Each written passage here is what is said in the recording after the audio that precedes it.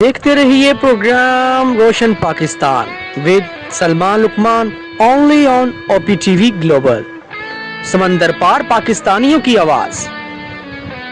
औज़ुबिल्लाहिमिनश्शैतानिर्रजीम बिस्मिल्लाहिर्रहमानिर्रहीम। अस्सलाम वालेकुम नाज़रीन, फ़ख्र पाकिस्तान सेगमेंट में मैं हूं सलमान लुकमान। आज हम मौजूद हैं सियालकोट गोल्ड पैनल फैक्ट्री के अंदर और आज हम बात करेंगे immediate former senior vice president जनाब chamber of commerce Sheikh Zuhaib Rafiq Sethi साहब से, और इसके साथ साथ गोल्ड पैनल ग्रुप के ये डायरेक्टर भी हैं और पाकिस्तान लेदर गारमेंट्स एसोसिएशन के ये एग्जीक्यूटिव कमेटी के मेंबर भी हैं।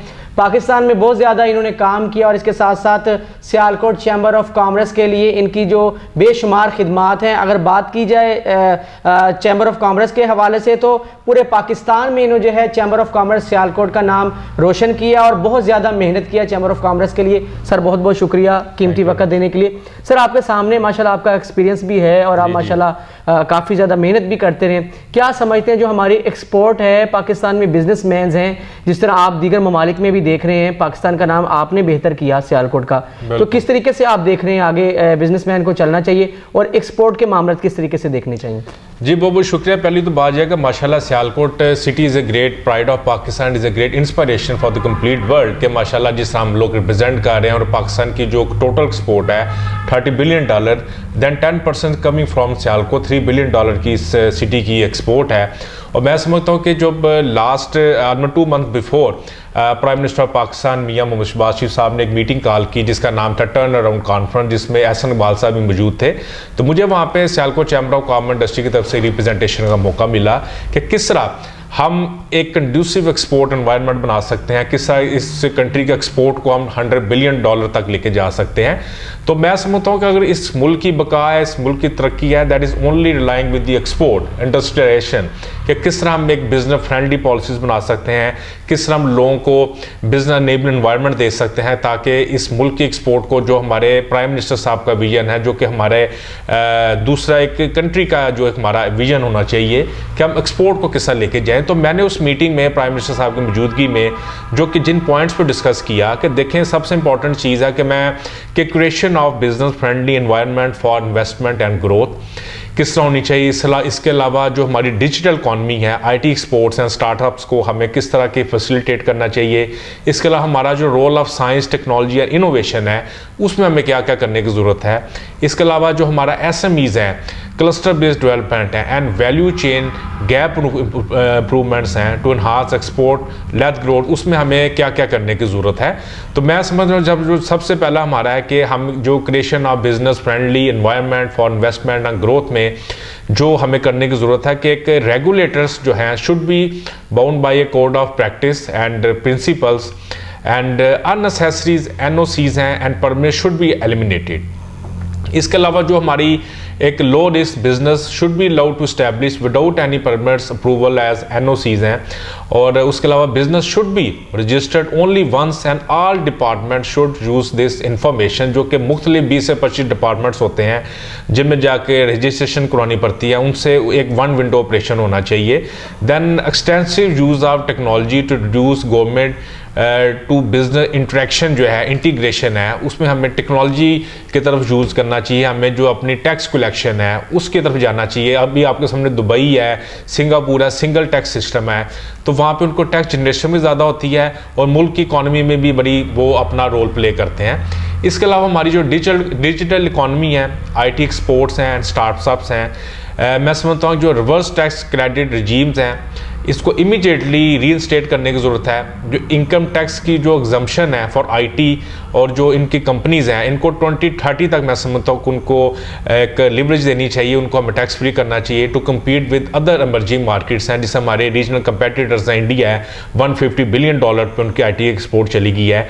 तो मैं समझता हूँ कि हमें ये मेजर्स लेने पड़ेंगे and allow at least 100% of the export remittance to be remitted out of IT and जो IT की कंपनीज हैं रजिस्टर विद जो है PSEB से हैं, उसको हैसल फ्री होना चाहिए and quickly directly through the authorized commercial banks for any legal business purpose with intimation to state bank of Pakistan, but without any state bank of Pakistan की उसकी अप्रूवल की रिक्वायरमेंट नहीं होनी चाहिए। उसके बाद मैं समझता हूँ जो फ्लैट 5% कैश रिवार्ड है ऑन IT एक्सपोर्ट की जो कंपनीज है, इंस्टेड ऑफ ग्रोथ बेस्ड जो स्ट्रेटजी है, हमें उनको 5% कैश रिवार्ड देना चाहिए और एलोकेट ऑलमोस्ट मैं समझता हूँ कि हमें बिलियन रुपीस के रखने चाहिए फॉर स्किल डेवलपमेंट इनिशिएटिव लेने चाहिए जो कि हम IT एक्सपोर्ट में लेके जाएं। उसके अलावा जो एलोकेट ऑलमोस्ट 50 बिलियन जो हमें ज़रूरत है कि IT को हम इंसेंटिवाइज करें, IT ग्रेजुएट को करें और 1000 उसमें मैं समझता हूँ कि हमें 2000 हमें पर मंथ नए IT के जो एंटरप्रेन्योर्स को जो हमारा जो एक्सपोर्ट बोर्ड बना IT में उसमें हमें लेकर आना चाहिए। इसमें हमें काम करने की ज़रूरत है क्योंकि इन लोगों के जितने ज़्यादा लोग हैं उतनी हमारी एक्सपोर्ट में इजाफा होगा।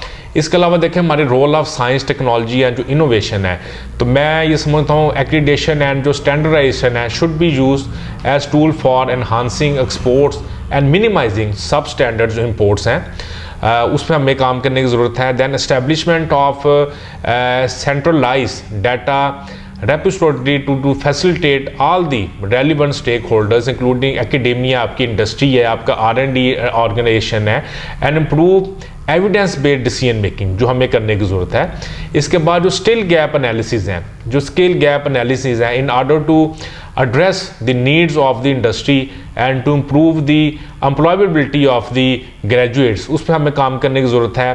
एनुअल जो नेशनल R&D स्पेंडिंग है as a percentage of GDP में भी enhance to the world average जिस तरह दूसरे कंट्रीज़ में है और इसमें हमें करने की ज़रूरत है। और जो लीगल कवर है जो सच एक्टिविटीज़ का वो भी हमें प्रोवाइड करने की ज़रूरत है। तो ये देखें ऐसे कुछ सजेशन है जिन पे हम काम करें जो कि मैंने उस मीटिंग में भी दिए, तो प्राइम मिनिस्टर साहब ने भी उसको बड़ा अप्रिशिएट किया, एहसन इकबाल साहब ने बड़ा उसको अप्रिशिएट किया कि इन पे हमें काम करने की ज़रूरत है। उसके अलावा देखें सियालकोट की बात की है, सियालकोट एक माशाल्लाह एक SME का हब है पूरे पाकिस्तान में।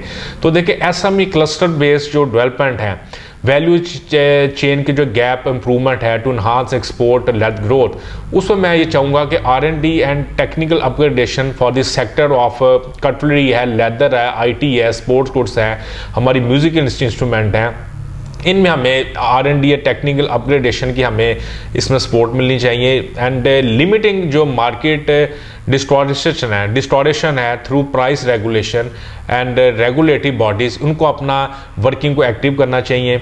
इसके अलावा engaging Chinese and Japanese expert for process modification, product development, technology transfer and equation, इसमें देखें हमारे NPO के इदारे हैं, हमारे APU के इदारे हैं, इनको हमें इन्वॉल्व करना चाहिए। वो अपने ट्रू सेंस में इंडस्ट्रीज़ और चैम्बर के साथ मिल के काम करें और फैक्ट्री से काम करें ताकि ये जो कंसल्टेंट हैं, जो कि एक्सपर्ट्स हैं, आके हमारी प्रोडक्टिविटी इंप्रूव करें। Then I mean deep learning and the artificial intelligence should be subsidized and encouraged as it has the potential for bringing the prestige foreign exchange in the country। तो माशाल्लाह देखें इसमें हमारे पास suggestion तो बेशुमार हैं, तो हमने इस पे इन राइटिंग भी दिए, हमने उनको वर्बली भी दिए। तो इंशाल्लाह उम्मीद करते हैं जो गवर्नमेंट की ये जो चाहती है कि इस कंट्री को हम उस लेवल पे लेके जाए जिस तरह कि सिंगापुर है, एक 8.5 मिलियन की आबादी है, एक्सपोर्ट $350 बिलियन। तो क्या वजह है को देखें, उन्होंने अपने एंटरप्रेन्योरशिप इन्वेस्ट किया, उन्होंने उन प्रोडक्ट्स पर, हाईटेक प्रोडक्ट पर इन्वेस्ट किया जिसकी वजह से आपकी एक्सपोर्ट मैसिव बूस्ट होगी। तो पाकिस्तान को भी चाहिए कि हम उन प्रोडक्ट्स पे काम करें, उन हाईटेक इंडस्ट्रीज में काम करें, IT में प्रोडक्ट्स पे काम करें, इलेक्ट्रॉनिक कार्स में हमें ज़रूरत है, उन पे काम करने की ज़रूरत है ताकि ये जो प्रोडक्ट्स हैं जो कि आपकी एक्सपोर्ट को एक मैसिव बूस्ट लेकर आती हैं। तो आई ट्रस्ट जो हमने सजेशन दिए, जो हम रिकमेंडेशन दी गवर्नमेंट को, इंशाल्लाह उस पर अमल होगा and soon will see A positive impact in Pakistan expo. बहुत शुक्रिया जी शेख ज़ुहैब रफ़ीक सेठी साहब, जिस तरीके से माशाल्लाह इन्होंने बताया है, तजर्बे की बातें हैं। इनका तजर्बा इतना ज़्यादा है कि सियालकोट चैम्बर में इन्होंने बहुत काम किया, बहुत खिदमात की और इसके साथ साथ जो इनके जूनियर्स थे जिस तरीके से वो इनसे सीखने के लिए आते थे उनको सिखाते भी रहे। और इसके साथ साथ जिस तरह दीगर ममालिक में हमारा प्रोग्राम चल रहा है, लोग देख रहे हैं जो ओवरसीज़ पाकिस्तानी हैं वो लाजमी जिस तरह वो पाकिस्तान के लिए खिदमात कर रहे हैं। शेख ज़ुहैब साहब की भी बड़ी खिदमात हैं चैम्बर ऑफ कॉमर्स के लिए, और इनका ये मिशन है कि पाकिस्तान मज़ीद जो है तरक्की करे और पाकिस्तान का एक्सपोर्ट जो है मज़ीद बेहतर हो। उम्मीद है आज का जो फ़ख्र पाकिस्तान सेगमेंट है आपको पसंद आया होगा। इंशाल्लाह दोबारा दूसरे सेगमेंट में हाजिर होंगे, तब तक मुझे और कैमरामैन अब्दुल लतीफ़ को दीजिएगा इजाज़त। अल्लाह हाफिज़। देखते रहिए program Roshan Pakistan with Salman Luqman only on OPTV global. समंदर पार पाकिस्तानियों की आवाज़।